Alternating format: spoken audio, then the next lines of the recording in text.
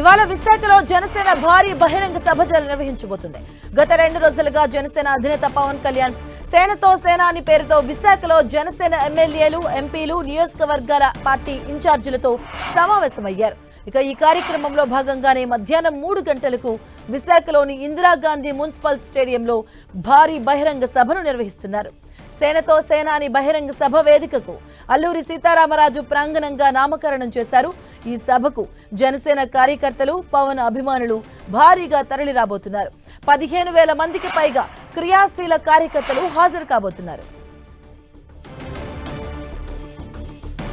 సేనతో సేనాని కార్యక్రమంలో భాగంగా జనసేన అధినేత పవన్ కళ్యాణ్ తన పార్టీ ఎమ్మెల్యేలతో భేటీ అయ్యారు.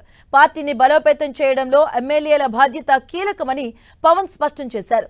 ప్రతి కార్యకర్తకు ఎమ్మెల్యే స్థాయి నేతలు అండగా ఉండాలని తీర్మానం చేశారు.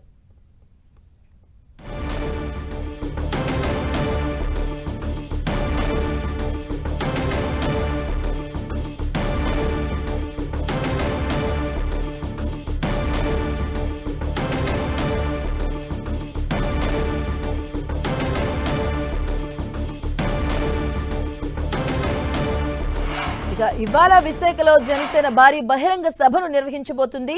ఇవాళ భారీ బహిరంగ సభకు వేలాదిగా పవన్ అభిమానులు అలాగే కార్యకర్తలు రాబోతున్నారు. ఈ నేపథ్యంలో సేనతో సేనాని కార్యక్రమాన్ని నిర్వహించారు. 2 రోజులుగా సభా వేదికకు అల్లూరి సీతారామరాజు ప్రాంగణంగా నామకరణం చేశారు జనసేన నాయకులు.